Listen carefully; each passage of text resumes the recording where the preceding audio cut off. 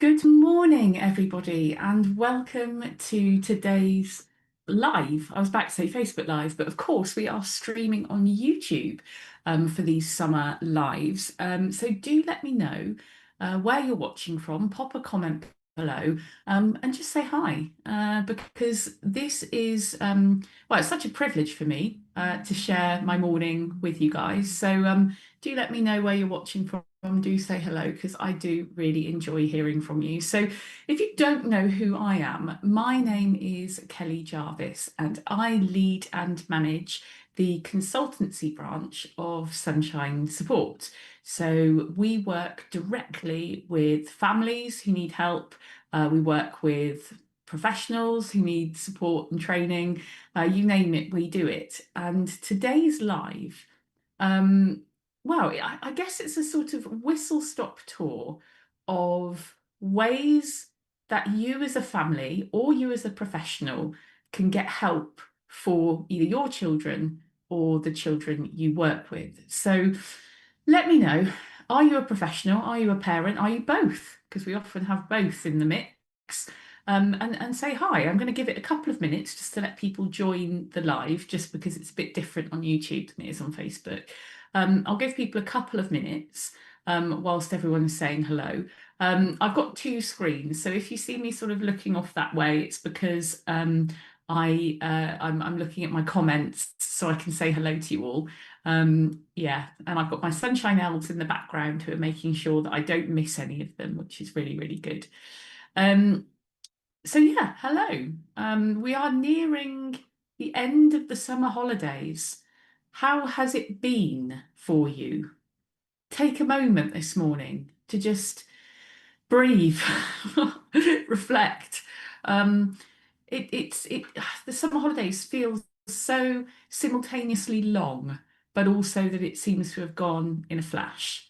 So take this time to just sort of oh reset yourself, reflect. We've got about a week or so left of the summer. Are you happy to be going back to a routine, or are you wary? Are you nervous about what September might bring? Um, I guess that right now, when we're thinking about going back to school, going back to, the term, the topic of our Facebook Live today is really poignant because it will be something that is on your mind, I guess, of many parents right now. Um, how can you get help for your child when you're struggling? Because we're heading into September, a new school year, and you'll be feeling probably quite a mix of emotions. So let me know. Just before we get going, I'll say a few hellos. Hi, Tony from North Yorkshire. Hi, Homeschool Corner. Oh, love that. Love a bit of homeschooling. I've got a really useful webinar coming up on EOTIS and elective home education, the difference between them, as part of our School Avoidance Awareness Week in September. Um, it's really quite a thing how many more families are turning to homeschooling at the moment as an alternative to the conventional pathways in education. Elective home education is an interesting concept, isn't it? How much of it is actually elective, or is it that you don't have a choice? Do let me know. Um, Hi, homeschool corner from the East Midlands. Neighbours to Sunshine Support. Looking forward to starting home ed again so I can keep track of the days. Yes. Oh, I hear that. Highlight Films asks new office. Yes, I do have a new office. It used to be well, it was appalling. It was a spider-ridden, damp, falling down, asbestos-roofed, ancient haunted shed. And my lovely neighbour, who is a builder, caught me on a really bad day a while back and took pity on me. I was like, oh, the children and don't have enough space. And he said, well, have you thought about doing your shed? And I was like, I can't afford that. And he helped us out, and it was just the most amazing gift. So now I have a proper beautiful workspace, and yeah, I couldn't be happier with it. So, we're heading into September. that start of the new school year, lots of you will be feeling a huge mix of emotions because your children will be feeling a mix of emotions. Some will be excited, some will be really nervous.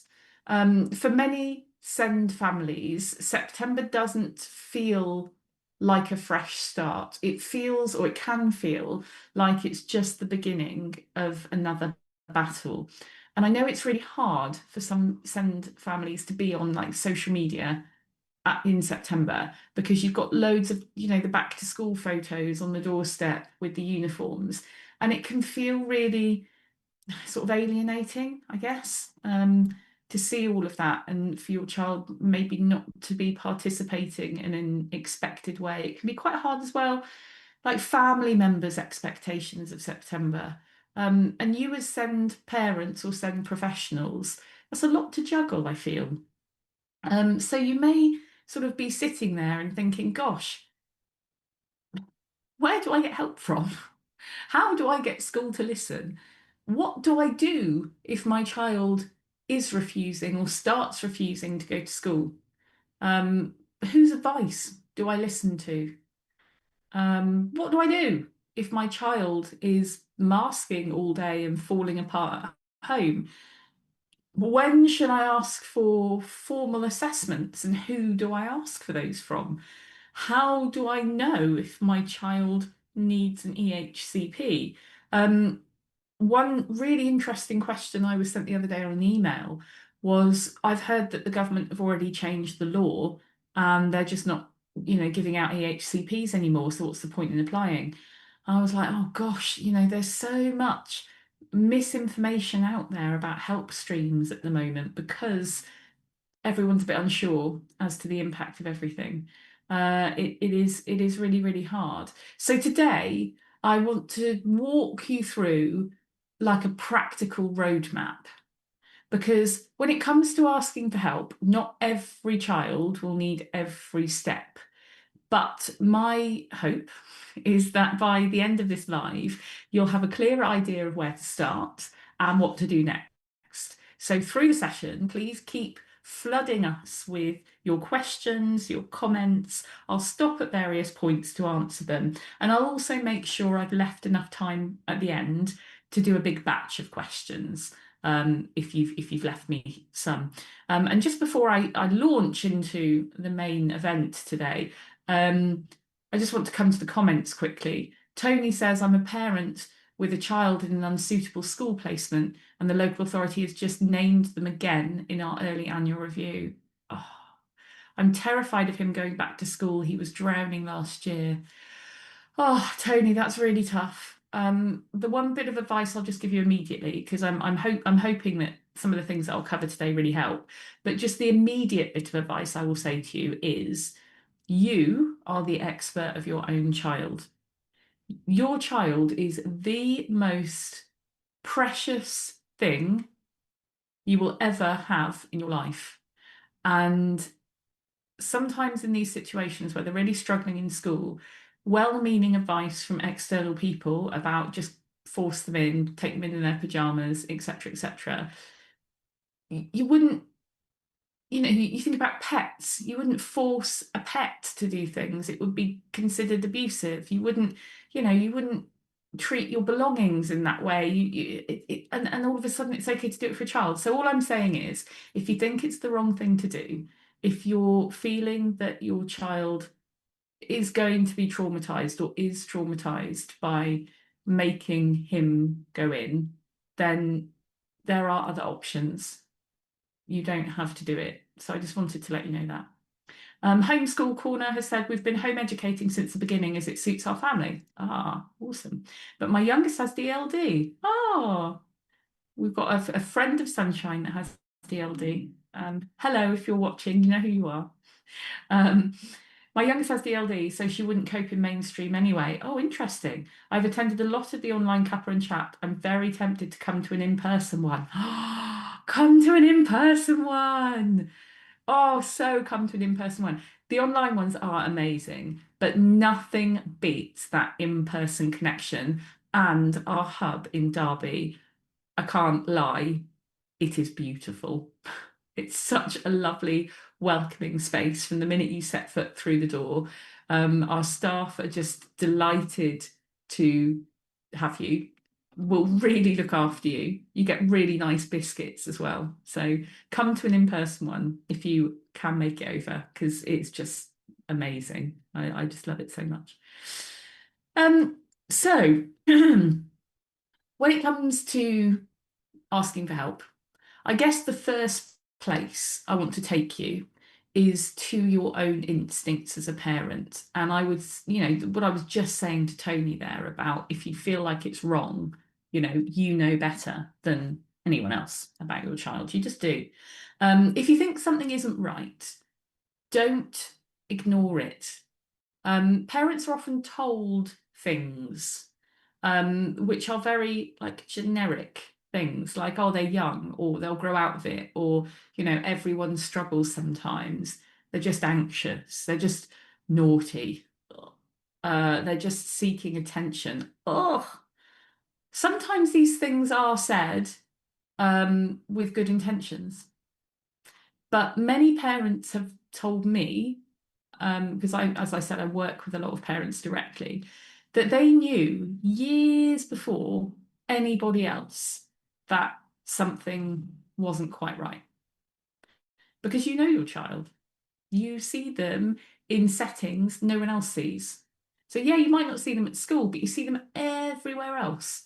You see the exhaustion, you see the meltdowns, you see anxiety, you see sleep difficulties, you see physiological symptoms like tummy aches and headaches, you see emotional overwhelm, you see sensory challenges. Like, your observations matter. They are equally as valid as if, school is saying we don't see a problem, so therefore you've got to go away, put up and shut up. Equally, if not more valid than that as a concept. One of the biggest mistakes families make, and I say mistakes in a really kind way because I again often talk to parents about this, is you will always make the best decision for your child in the moment you've made that decision with the information you have then. Because you wouldn't make a bad decision for your child, because as I said, your child is the most precious thing you will ever have in your life. So you will not intentionally make a bad decision ever. You'll make a decision that in that moment of the decision is the right one with the information you've got.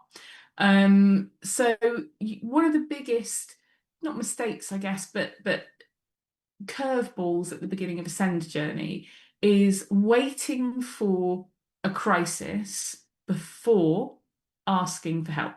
You don't need to wait until your child completely stops attending school. You don't need to wait until they're excluded. You don't need to wait until mental health difficulties occur and their mental health deteriorates. If you're concerned, start gathering evidence now. Keep notes, keep emails, keep examples, keep dates, because these patterns are really, really powerful. Pause for comments. Answer like questions that school has of you. Take that time, take that pause, take that I guess reflection is really key. So if school are asking you things, if you go to them and you say, oh, I'm not going to do anything yet, I'm just going to take that pause, I'm going to take that reflection. And they say to you, oh, tell us more about, tell us how things are. We don't understand that this is a problem. Look for those patterns, log things. It's so, so important, but it's also okay not to have everything at once. Take that pause, take that time to just watchfully wait. That's a phrase I often use with parents, just watchfully wait. So let's talk about the first place most families should start from when they ask for help. Let's see what's going on in the comments. Now, I'm going to have to be completely honest with you. I've had about 4 missed calls from my child's nursery. just in that last 5 moments there. I'm hoping that everything is okay. What I'm just going to do, because I need to, because I know that they're on a school trip at the moment and it's at a farm and they don't appear to be calling my husband. I'm just going to pause because life gets in the way and I'm just going to make sure my husband has the right number to call. So bear with me 2 minutes. Just 2 minutes, everybody. I shall be right back. Hang on a sec.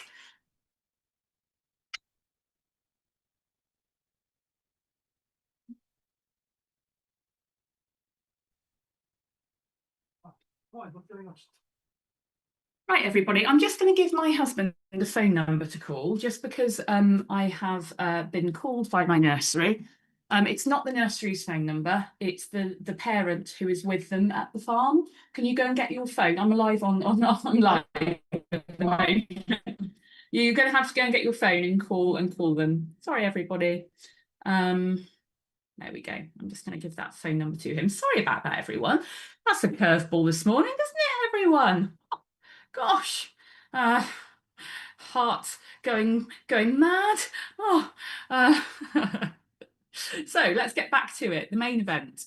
Right, that is the phone number you need to call there and find out what's going on. That's the parent who is at the farm with them at the moment. So there we go. Oh, let's regulate the nervous system, shall we, people? Oh my goodness me. What do you just want to ask? Yes, you're on live right now, so you need to take this phone number, exit my office, and call up that parent. Wonderful, thanks. Okay, Well done. Sorry everyone. The first formal step is usually speaking to school.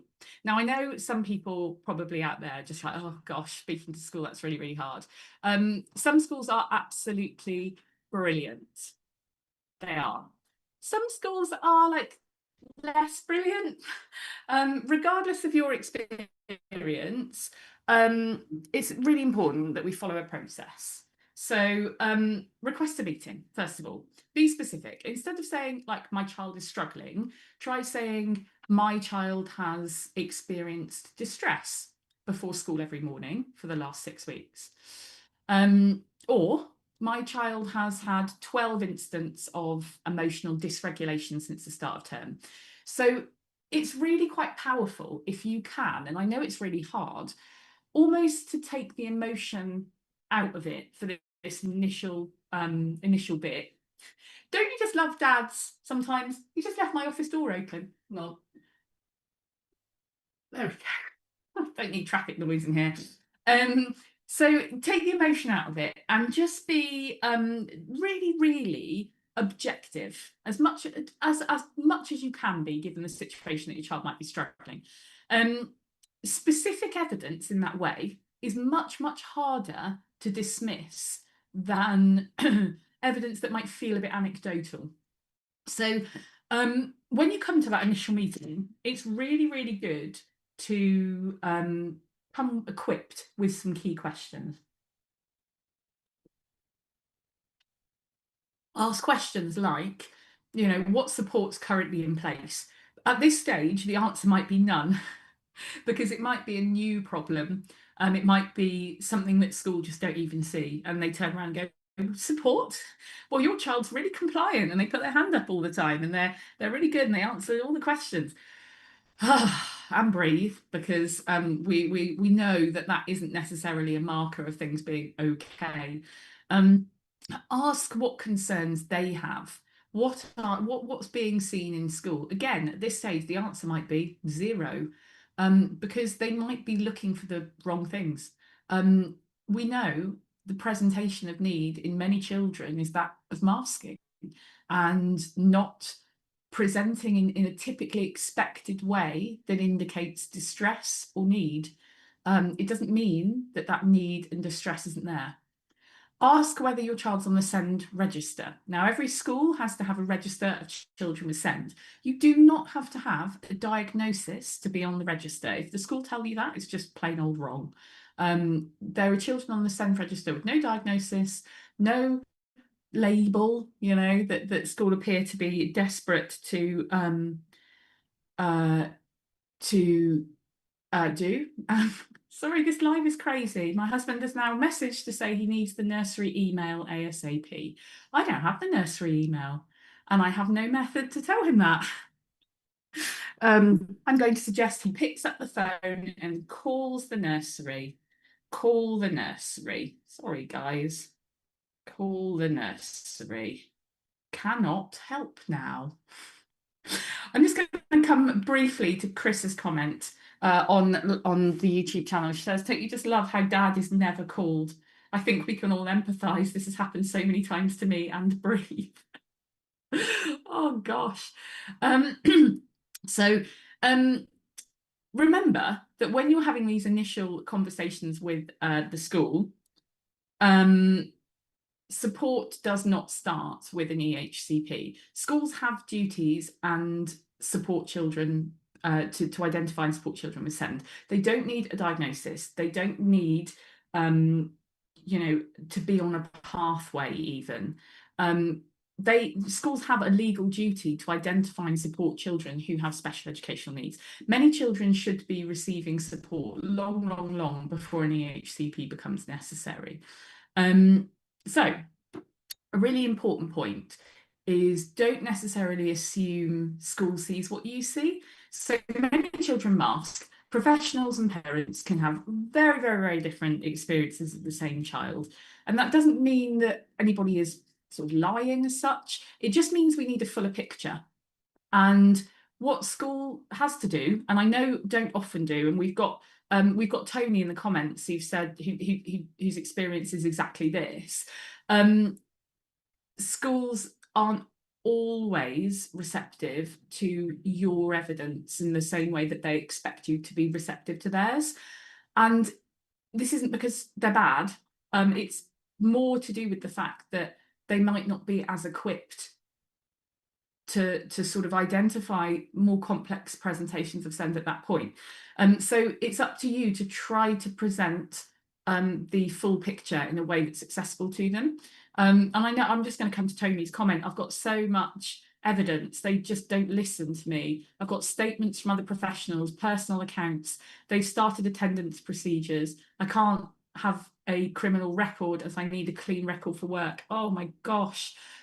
Tony, that's really interesting about those attendance procedures. Give our inquiries team a little email because I've just done a piece to a journalist about families facing prosecution for attendance, and they're looking to talk to people firsthand who've experienced that. So ping our inquiries team, they'll put our email in the comments for you. Ping them a little email and they'll put you in touch with me and we can have a little chat about that, because there are people out there working really hard to expose the huge problems SEND families face when it comes to attendance and prosecution, because it's just not okay. So give us a shout on that one. So what do you do when we go a bit further into this sort of journey and school attendance becomes really hard? So this is particularly important given the fact that we're approaching September. A lot of children start to become anxious now. Some are worrying quietly. They might be sort of telling you. Others might be becoming visibly distressed. And I really want you to understand that it is really hard, and there are people out there that get it. You can try absolutely everything in your power, but actually a lot of the time school attendance difficulties don't come from a place where it's an easy solution, because if it was, it would be easy. When I talk to schools about this a lot and I try and get them to understand what parents go through when there are difficulties in attending, I say, look, do you think that parents, when they became parents, envisaged a life where it's difficult for them to work, where, I don't know, the fear of prosecution, like Tony's comment, hangs over their head all the time? Like, you don't envisage that life. You don't want that life. You think about waving your child off in the morning and being like, have a lovely day, and then you get them back at the end of the day. Did you have a nice day? Oh yes, I did, mum, thanks very much. That's the life that you think you're going to have, and it's really hard when that doesn't happen. So in those early stages of asking for help, make sure that you keep track of what you're seeing. So complaints of illness, increased anxiety, difficulty sleeping, emotional outbursts, withdrawal, sensory sensitivities, and they can fluctuate as well. So when your nervous system is overwhelmed, then you can become much more sensitive to things that are otherwise maskable. So just just be sort of aware of that. And look at those Sunday evenings. How are things feeling on Sunday? How are you feeling on a Sunday as a parent? Do you feel that sinking sense of dread in your heart? And don't wait until attendance has broken down before you seek support, because the earlier concerns are identified, the better. And as we would always say, and in our school avoidance awareness week that's coming up in September, attendance difficulties are often treated as a behaviour issue when they're actually a communication of need. Your child is voting literally with their feet because they're keeping themselves safe. So we need to ask, we need to sort of say to school, we need to say, what is my child telling us through this behaviour, rather than how do we make them go in. If your child is genuinely struggling, we do need to understand why. And we will cover a lot of this during School Avoidance Awareness Week, because it's not necessarily straightforward. It might be anxiety, but it also might be autism-related differences. It might be sensory challenges. It might be learning difficulties or bullying, unmet SEND, mental health issues. There are so many different reasons why attendance and sort of getting to school in general is a barrier. I would definitely encourage you to sign up for School Avoidance Awareness Week if you haven't done so already. It's just simply signing up to the Academy, which is, well, a great service anyway. But if you're signed up to the Academy, you'll automatically get everything for School Avoidance Awareness Week. If you're not, definitely sign up. And I have a code. You can use my code. It's Kelly30. Gives you 30% off the Academy for 3 months. Oh, so it knocks it down to something like £7. Oh, goodness. Best £7 you'll ever spend. So we're going to come to the comments. So earlier when I said we have a DLD super friend of Sunshine. Hi Kelly, it's Ridley. I'm proud to be the Sunshine DLD ambassador. Ah, yes. Hi Rid. Hope you're well. You are our ambassador. You've taught so many people about DLD. It's just awesome. Dingles22 says morning. Good morning, Dingles22. This is what's funny about YouTube as opposed to Facebook. You get funny usernames rather than people's names. So hi, Dingles22. Cup of tea says, well, we're also told that they couldn't do a part-time timetable without an EHCP. Wow. It would have avoided the inevitable break and burnout, but they said no, that is completely not true. That is just something the school has decided to tell you. You do not, by law, require an EHCP to do a part-time timetable. There's a lot of movement in the government about part-time timetables at the moment, and new sort of advice coming out about what you've got to do when it comes to part-time timetables. But there's a basic overarching principle, which is number one, you don't have to agree to one if you don't agree to it, because not all families want a part-time timetable, but some do. And two, the school is right if they say that there needs to be a plan of some sort. So it can't just be like an indefinite part-time timetable with no plan. Now, a plan does not have to be an arbitrary attendance figure to return to school. So a plan doesn't have to be, right, you can have a part-time timetable for 4 weeks, but then when that's over, week 5 needs to be 50% in school, week 6 needs to be 80% in school, and week 7, we're miraculously cured of all the stuff that was the barrier in the first place, despite not changing anything about the environment or the help that the child gets, suddenly meant to be back. Yeah, tell me to make that make sense. So a plan doesn't have to be that. A plan simply has to be knowing what happens after we have trialed part-time attendance. How will that be reviewed? How will it be evaluated? How will we use the information that that tells us? And what might we do next? That's a really important distinction to make, you know. It doesn't have to be like you must suddenly go back, because if it is burnout based on, you know, the environment not being right, and you don't change the environment, then all it's going to be is this cycle of burnouts that just happen over and over again. So how do you get help then in terms of something more formal? So we're talking like assessments and diagnostic pathways. We often get asked things like, should we look for a diagnosis?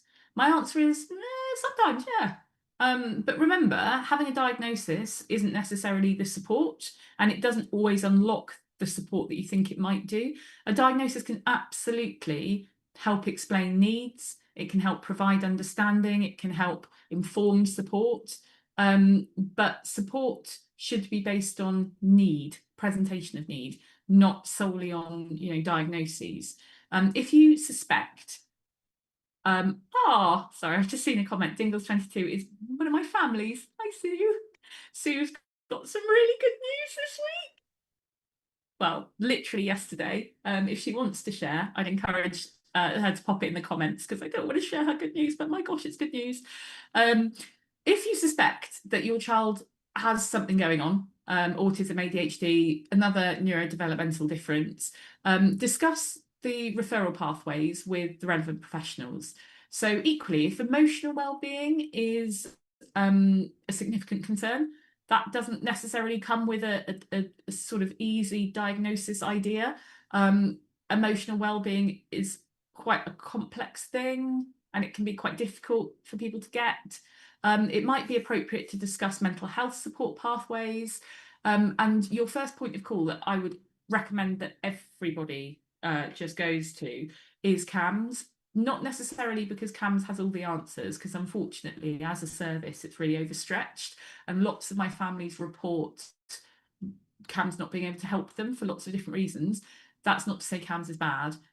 It's just because, the landscape of SEND at the moment is such that CAMHS may not be able to help you directly.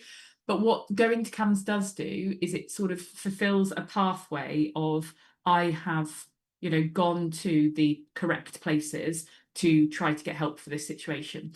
Because often if you don't do that, the sort of powers that be will come back to you and go, well, before we can do other things, you have to make sure you've exhausted all of these things. So if you preempt that and you do that, that can often be very helpful.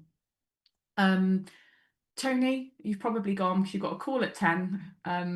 Thank you for coming. Yeah, please do be in touch and do look at School Avoidance Awareness Week. So I think it'd be really helpful for you.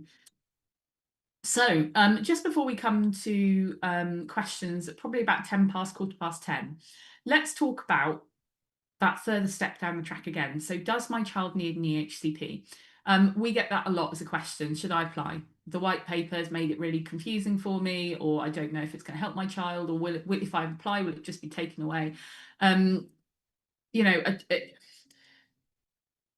going to be really broad in my answer to this question and say, if it's on your mind to apply for an EHCP, don't be put off by what the white paper may or may not say. Just put that completely out of your mind.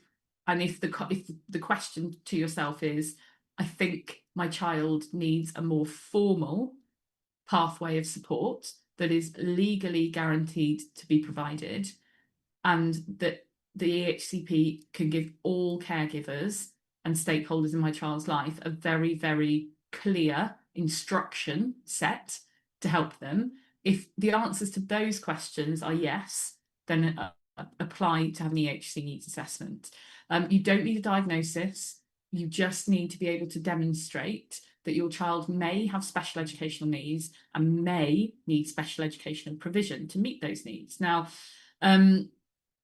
it's a very low legal bar, and you'd be surprised how much evidence you probably have that you may not realise is evidence. You don't need lots of private reports or anything. You just need, evidence, logs, diaries of what you experience as a family, statements from, if your child goes to gym or swimming, what do they do to look after your child in a way that might be different to or additional to what's ordinarily available to other children within that setting.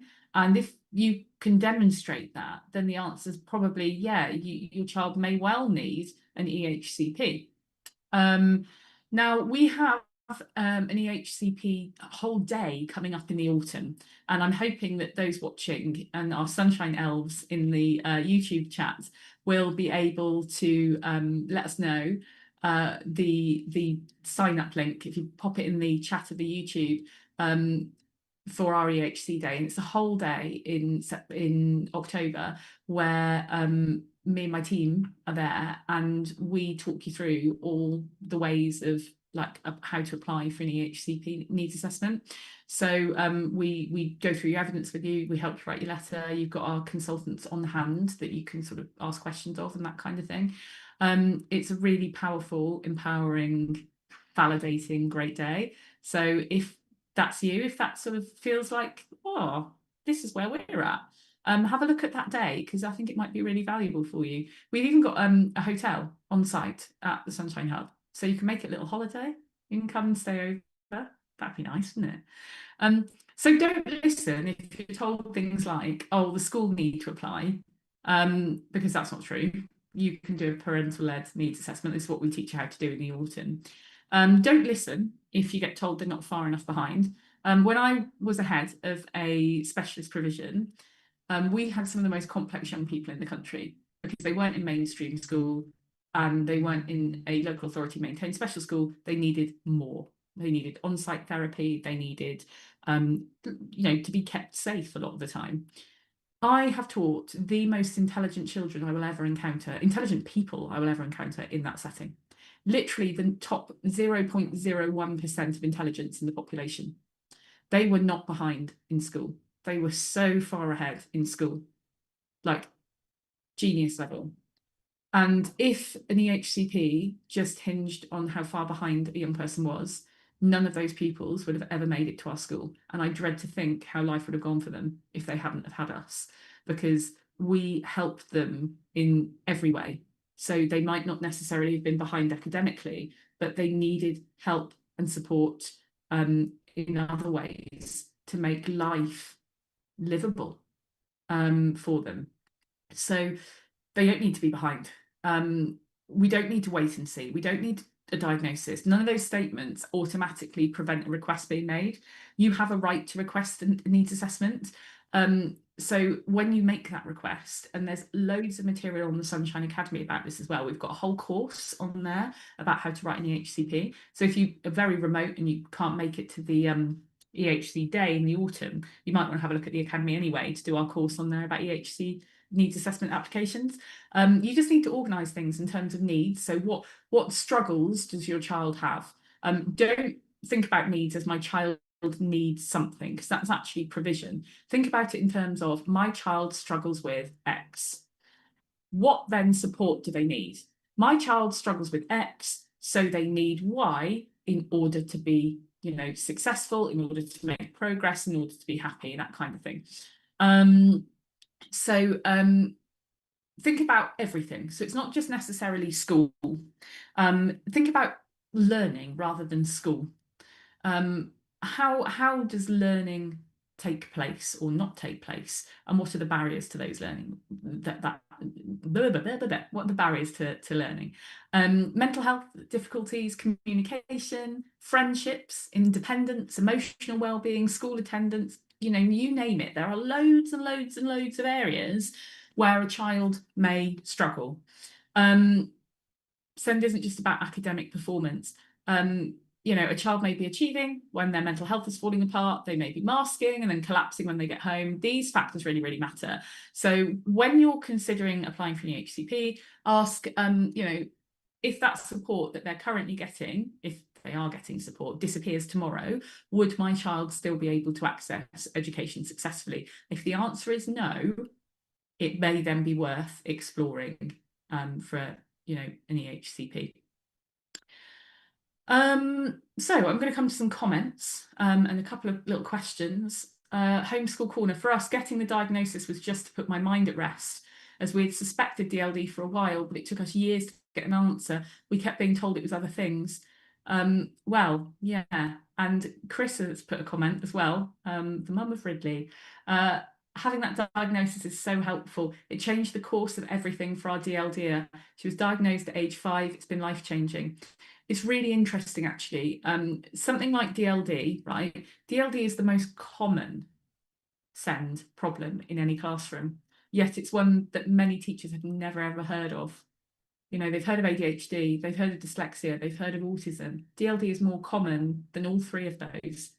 And sometimes being able to say a distinct thing, this is DLD, it can then give all the sort of stakeholders in that child's life something concrete to research and to understand. And then that can really help the young person. And Chris has said, yeah, definitely. I'm finding now that I don't need to explain anywhere near like I did before. Most don't even see it. She's come on leaps and bounds. Exactly. And, you know, I'm sure Ridley won't mind me saying she has an excellent EHCP because they've got a really good consultant that worked on it. That'd be me. No, I'm only joking. It's a really good EHCP and it has unlocked mainstream education for Ridley in a way that, well, I don't think anyone really dared to hope as in terms of how successful it's been. And in fact, when Ridley was in primary school, she wasn't understood. And if that trajectory had carried on, Ridley may have even had to go to a different kind of school.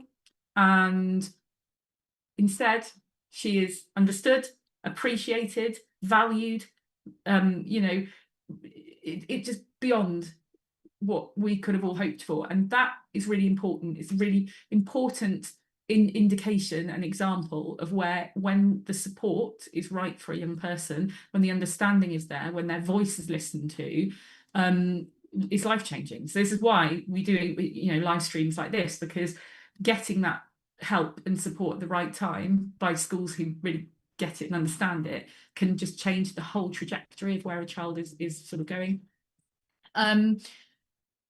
So what do you do then if this sort of school level support is not enough? Sometimes schools provide support, but it's not sufficient. Sometimes a child needs like a higher level of provision.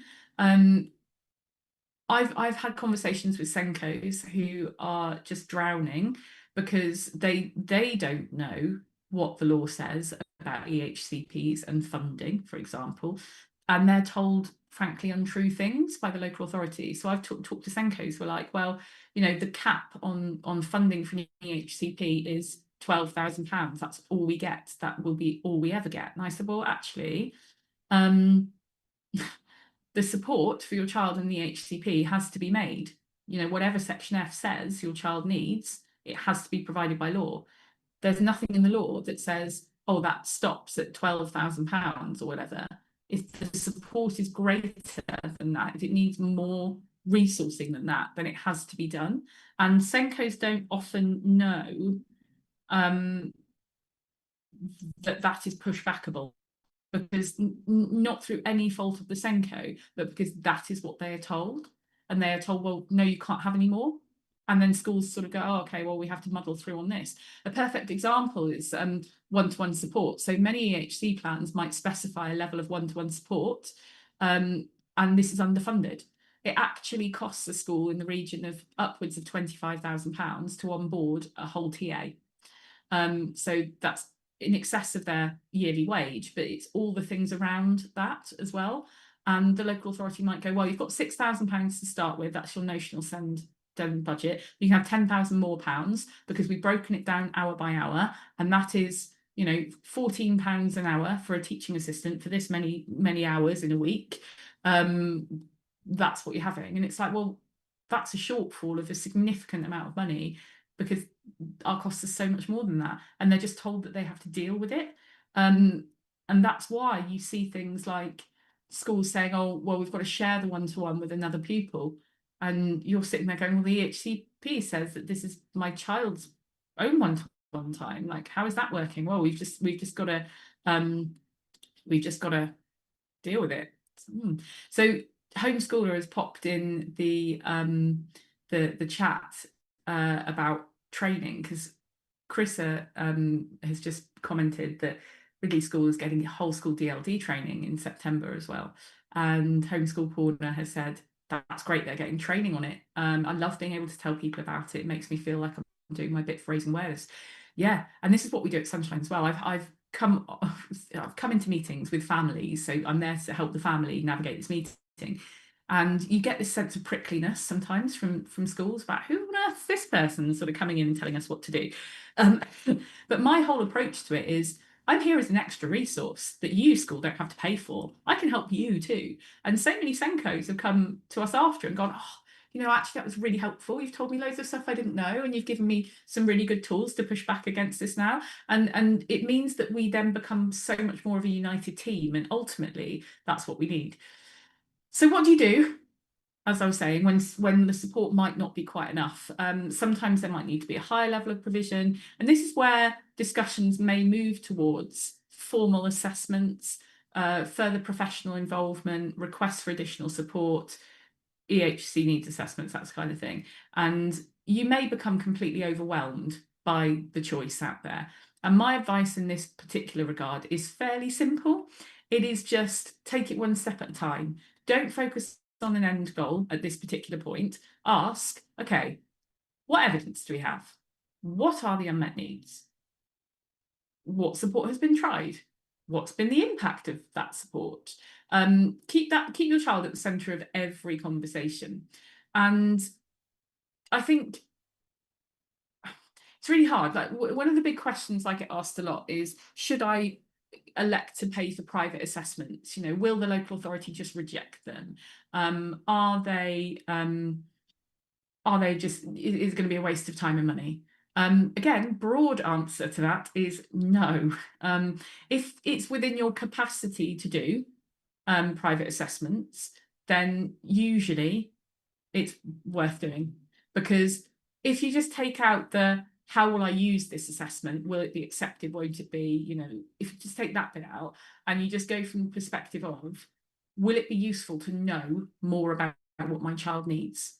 If the answer is yes, then it's worth doing. If the answer is yes, I can afford this financially, then it's worth doing. If you can't, that's okay too. You know, I've done many EHC needs assessment letters and things where there's been no private reports at all, and that's okay too. It's not the be all and end all of evidence. So long story short, it's useful to do if you can, but don't beat yourself up if you can't. And don't be told either that the reports won't be accepted. The local authority may attempt to not accept them because there's no legal sort of pushback that says they absolutely have to. There is the law that says you can't assess a child again if existing evidence tells you it needs to and it's clinically viable. And there is law that says the local authority has to say where it's not clinically viable. And this is why often they get like their own EPs, their own SALTs and OTs to read your reports and give a view, because that's their attempt at sort of going, oh, well, you know, our SALT says this is over provision because the percentages of your child's needs mean that you don't need this direct support, etc., that kind of thing. They're allowed to do that. They're allowed to sort of get comment, but what they're not allowed to do is send in a SALT for a reassessment if your evidence is recent, relevant, and clinically viable. So there is law that says you can say no to that kind of thing.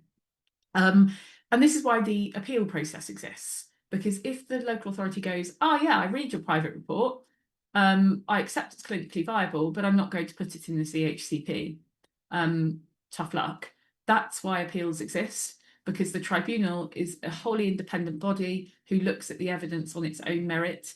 And this is why appeals are so successful for parents. It's in the 90% of where appeals are successful for parents because of that, you know. So don't be put off, don't be told, oh, don't get a private report because we won't accept it. That's not a reason to not get a private report. So yeah, I think we'll come to sort of comments and questions now. So if you do have any questions, get those sort of rolling in. If you think, you know, think you might need to know a bit more about EHCPs, think about, you might need to know about how to navigate those conversations with schools. You might have some questions about attendance, assessments, how to communicate. Drop them in, and I'll see how many I can come to answer in the next sort of 10 minutes. There is loads as well of existing material. If you have heard anything today, you think, oh, I really want to learn a bit more about that. We have on our YouTube channel my past and Chris's past Facebook Lives. I did one on navigating difficult conversations. That would be particularly useful, I feel, if you're watching this topic right now. We've had sessions on, well, just all sorts. I did a really big one on the white paper. So if you are nervous about what the white paper has said about what will happen to EHCPs, I talk you through it for like an hour. I give you the lowdown on what the white paper says. So if that's you, jump on our YouTube channel and watch some of those lives. And of course on the Academy as well, we've got heaps of material. The best thing about the Academy, if you're not on it, it's got a community area. So it's completely locked to members of the Academy. So it's not out there in the realm of Facebook where you might get anybody commenting on the questions that you ask, and that's not always helpful. It's our SEND consultants who can comment and other SEND parents. So it's really validating space. You can ask questions about your case and our consultants come on and answer them. So it's amazing. It's just included in your membership. So if you want to delve deeper and get some sort of consultant style answers on things you're going through, hop on the Academy area. It's really good.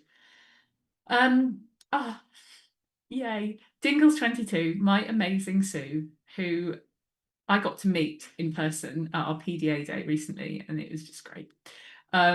Managed to get our local authority to concede and agree EOTUS and the whole working document without heading into a hearing, which would have been a couple of weeks away, but we had a signed consent order yesterday. It's the best news because that family have been through so much. Their son catalogue of failures, catalogue of trauma, and we've managed to wrap up an EOTUS package without the need for going to a hearing. So we had EOTUS agreed, so blank section I, and the whole package of support that we asked for. Oh, it's just so good.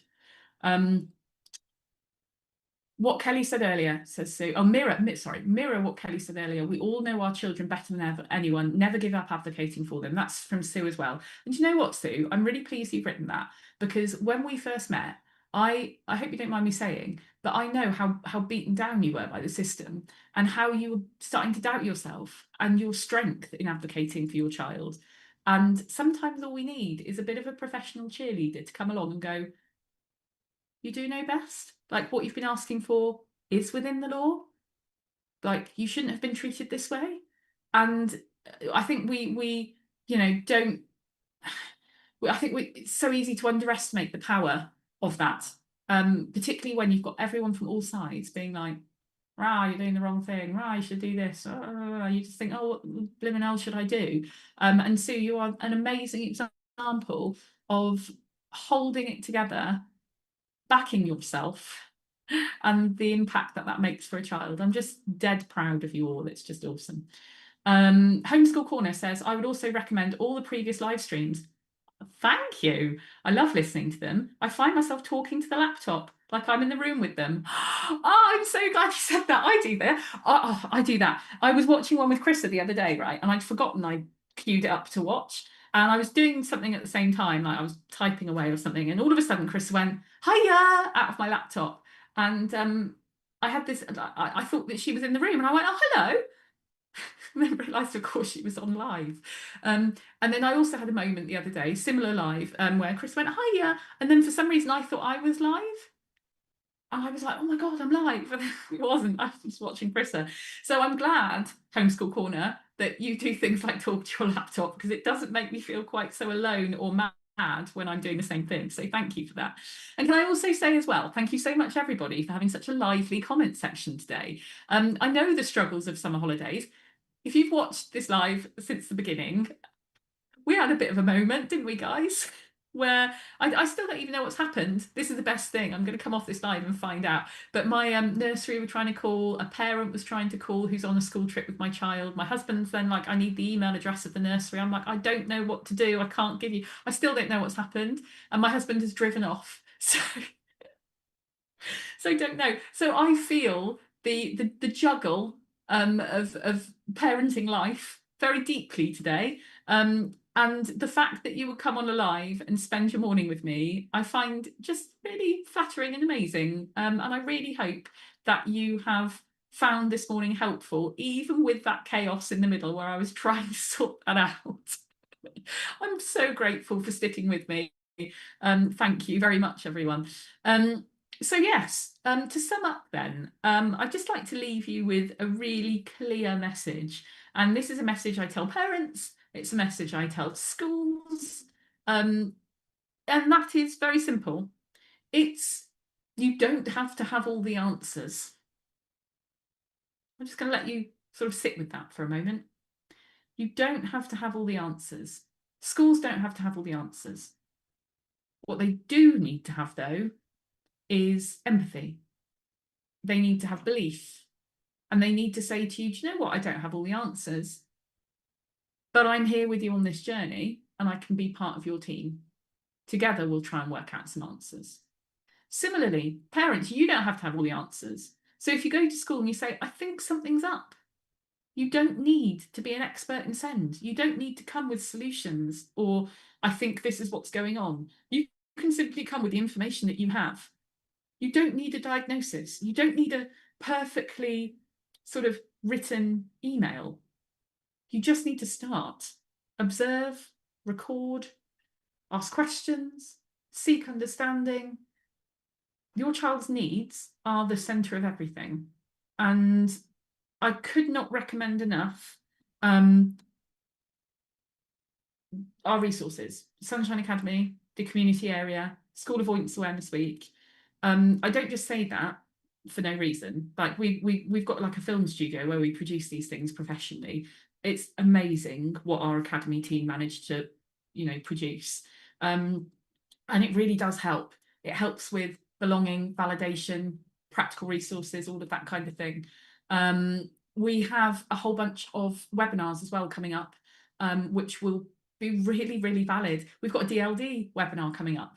So if you've listened today and thought, oh, do you know what? I don't really know about DLD. Come along. We've got webinars coming up on selective mutism, the anxiety of going back to school. We've got Bridge the Gap, which are a fabulous organisation about children's mental and emotional well-being. They're coming to do a webinar with us. And we also have webinars that might just help sort of you as parents too. We've got, handling the menopause, that kind of thing. They're all on our Sunshine Academy, but we've also got upcoming topics as well, which I'd encourage you to have a look at our events page. I'm sure someone will link to it in a moment. I love the fact, Homeschool Corner, you're going to book your place on the in-person cuppa and chat. Yes, do it. It's such a great thing, the in-person cuppa and chat. I can't say it enough. I'm so pleased that you're giving yourself the time to do that. This is so valid as some parents. You need your own space as well. You just need to go and just vent and just let it all out. It is so important. And our amazing team, headed up by Emma, who is just the personification of sunshine, actually. She will welcome you with open arms and give you a really nice cup of tea or coffee or a lovely chilled water and a really nice biscuit and just be like, and breathe. I'm so thrilled for you for giving yourself that gift. It's really important. Cup of tea. I really hope your little one is okay. Yeah, same. Do you know what? It's going to be so anticlimactic. I'm going to call and find out what's happened. It's like, oh, they needed a form or something.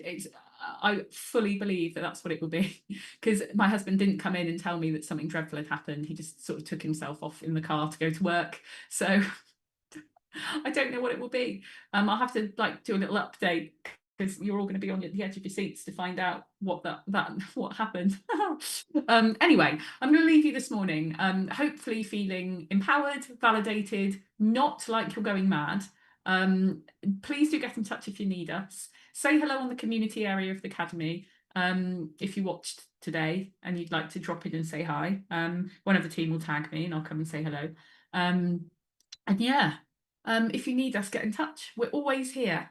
Our Facebook page is very busy. We're always willing to have a chat and a discussion, so come and say hello. Sue said she loves how human we are. I'm feeling very human today after that fiasco. Need to go and breathe, need to go and walk in the garden for 5 minutes, get over that. I'm a bit of a perfectionist, so I'm not a big fan of when things go wrong. But yeah, thanks for being there with me, guys. Thank you. And yeah, hopefully we'll see you again on another live. We've got them all scheduled all through the autumn. Jump in, come join us. And yeah, thank you for sharing this morning with me. And I wish you all the very best for the end of the summer holidays. Hope you have a good one. And if you are feeling worried about the return to school, you are so not alone. Come join us on the Academy, have a chat with us, come join us on our Facebook page, and we will do our best to help. So take care, and I will see you again very, very soon. Bye. Record.